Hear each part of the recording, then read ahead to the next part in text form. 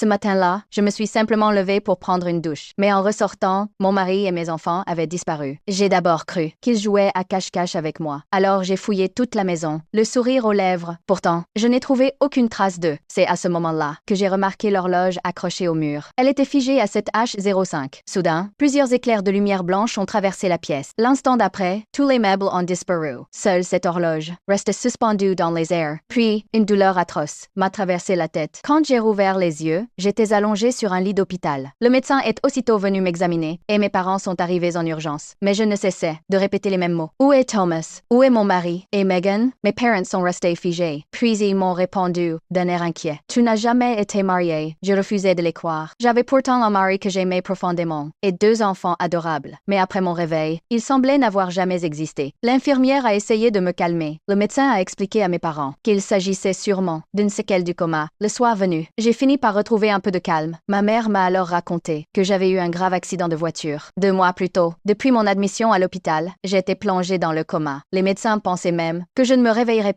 être jamais. Le lendemain, mes parents ont organisé ma sortie de l'hôpital. Pourtant, sur le chemin du retour, je sentais que quelque chose clochait. Et quand j'ai poussé la porte de la maison, je suis restée pétrifiée. La maison était exactement comme elle l'était 10 ans plus tôt. À peine rentrée, j'ai allumé mon ordinateur et cherché désespérément des informations sur Thomas. Mais malgré toutes mes recherches, je n'ai rien trouvé. En apprenant ma sortie, ma meilleure amie est venue me voir. Je lui ai raconté tout ce qui s'était passé. Même si elle avait du mal à me croire, elle a accepté de m'accompagner à un endroit bien précis. C'était la maison dont je me souvenais. Mais dans cette réalité, elle était encore en construction. Il n'y avait pas de mari, il n'y avait pas d'enfant non plus.